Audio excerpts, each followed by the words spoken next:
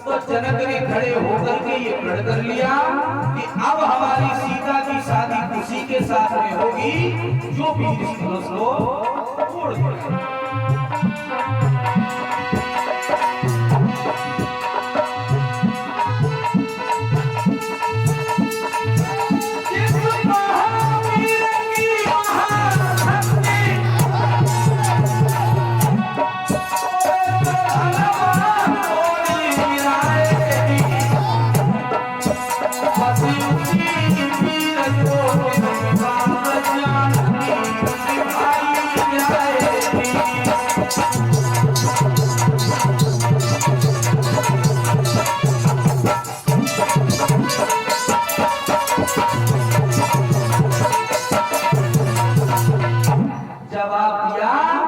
हमारी पुत्री सीता की शादी अब उसी के साथ में होगी जो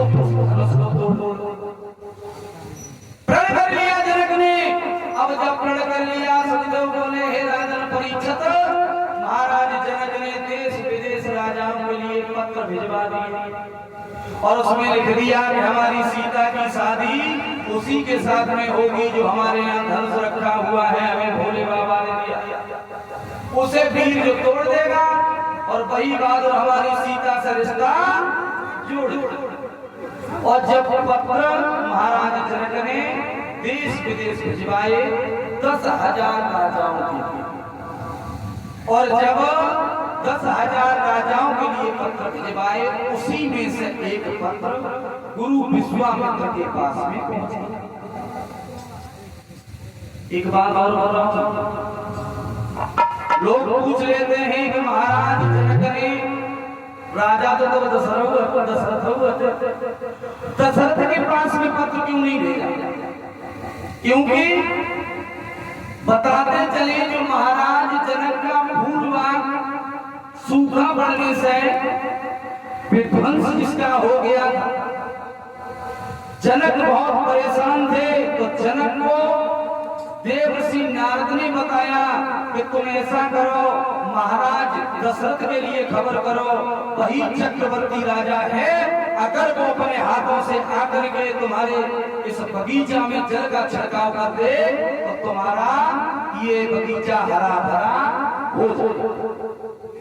ये पत्र जनक ने दशरथ को पहले भेजा और जब वो पत्र देखा तो दशरथ घबरा गए, सोचने लगे जैसे हमने जल डाला और वो बगीचा कोने हरा भरा नहीं हुआ तो हम अपमानित हो जाएंगे, हमारी बेइज्जती हो जाएगी, तो इसलिए खाना पीना भी छोड़ दिया महाराज दशरथ। और जब खाना नहीं खाया तो महाराज दशरथ के घर में उनका नौकर था एक मेहतर नौकरी करता था, लेकिन वो अपने महाराज से इतना प्यार करता था परीक्षित जी कि दशरथ जब भोजन करते थे तो जो भोजन बचता था वही भोजन स्वयं ग्रहण करता था, वही भोजन ग्रहण करता था वो नौकर। आज 9 दिन हो गए महाराज दशरथ ने खाना नहीं खाया और उस नौकर ने भी खाना नहीं खाया। जब दशरथ ने नहीं खाया तो नौकर महाराज खाए कहां से, क्योंकि बचा हुआ खाता। एक दिन चला गया वो मेहतर, जवाब दिया महाराज 9 दिन हो गए तुमने खाना नहीं खाया है। दशरथ के दिमाग में झटका लगा, ये बात तो कोई नहीं जानता, कोई नहीं जानता है कि हमने खाना नहीं खाया, लेकिन इसे कैसे मालूम है कि 9 दिन हो गए हमने खाना नहीं खाया? तो दशरथ ने पूछ लिया ये बताओ तुम्हें कैसे मालूम है हमने 9 दिन खाना नहीं खाया? मेहतर ने कहा महाराज हम ये बात तो बता देंगे, लेकिन आपको पहले बतानी पड़ेगी कि आपने 9 दिन हो गए खाना क्यों नहीं खाया? दशरथ ने कहा देखो महाराज जनक ने पत्र भेजा और ये कहा उनका बगीचा का विध्वंस हो गया, चक्रवर्ती राजा मैं हूं और हम जाकर के उनके बगीचे में जल छिड़काव करें तो बगीचा पुनः हरा भरा हो जाएगा और हमें भरोसा है ऐसा होगा नहीं, और ऐसा हुआ नहीं तो हमारा अपमान हो जाएगा। मैं बोला महाराज बस छोटी सी बात के ऊपर 9 दिन हो गए तुमने खाना नहीं खाया, हमें सौगंध है तुम्हारे चरणों की, अगर वो बगीचा हरा भरा करके न लौटूं तो मैं तुम्हें मुख नहीं दिखाऊंगा, आप चैन से भोजन करिए। महाराज दशरथ ने भोजन करो और झूठा भोजन उस मेहतर ने किया और चला गया महाराज जनक के यहाँ और जाकर के जवाब दिया जनक चलो बगीचा में। गया और जाकर के उस मेहतर ने जल छिड़काव किया तो पुनः बगीचा हरा भरा हो गया। यही शंका थी जनक को कि दशरथ को पत्र भेजे गए और दशरथ न आए तो मेहतर को भेज दो, जो धनुष तो हमारी सीता की शादी करने के संग वही है मेहतर के संग। इसलिए महाराज जनक ने दशरथ को निमंत्रण नहीं दिया। वो पत्र गुरु विश्वामित्र के पास में पहुंच गया तो गुरु विश्वामित्र ने राम और लक्ष्मण को बुलाया और कहा पुत्र जनकपुरी में स्वयंवर है, वहां से पत्र आया है, हम जाएंगे। लक्ष्मण नटखट के सामने बड़े गुरुजी एक बात बताओ ये स्वयंवर क्या होता है?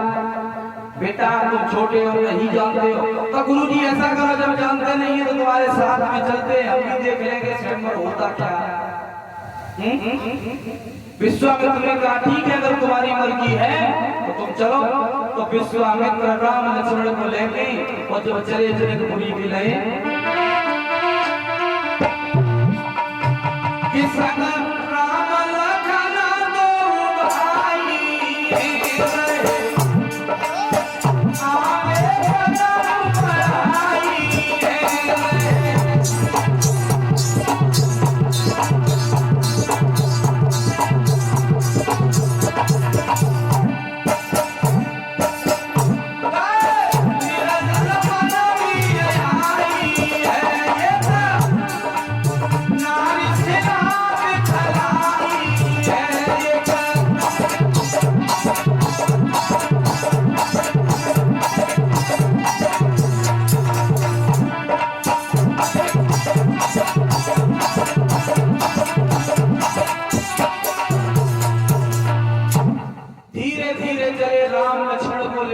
विश्वामित्र तो एक जंगल में पहुंच गए, एक वन में पहुंच गए। इधर उधर देखा तो उस वन में कोई भी पौधा हरा भरा नहीं है, वहां भी पतझड़ हुआ पड़ा है।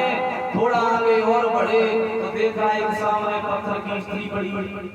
वो पत्थर की स्त्री देखी, राम खड़े हो गए, दोनों हाथ जोड़े। गुरुजी अरे चल तो रहे ये, लेकिन एक बात बता दीजिए ये जो लड़की पड़ी है और जो पत्थर की पड़ी है या गाय को पड़ी है और ये को। गुरुजी ने कहा राम काय को हमें भी परेशान करोगे? अरे दुनियादारी है, कौन क्या कहां क्या कर रहा है, इससे क्या मतलब है? नहीं गुरुजी बता दीजिए ये पत्थर की क्यों है? और जब ये कहा तो विश्वामित्र परिचय जी खड़े होकर के बोले बेटा राम अगर नहीं मानते हो तो हम तुम्हें बता रहे हैं ये कौन। अरे सुंदरता अभिशाप और बात मेरी समझ लियो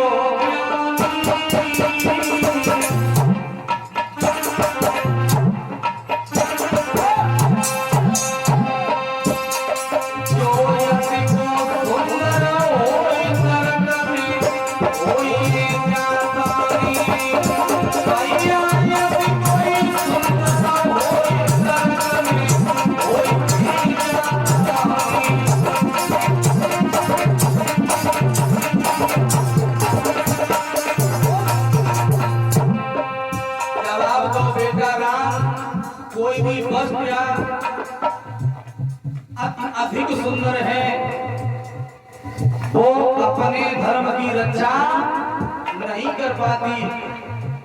और अगर कोई भी चीज इतनी सुंदर है और किसी को पसंद आ जाए राजी से नहीं दी तो वो राजी से हासिल करेगा।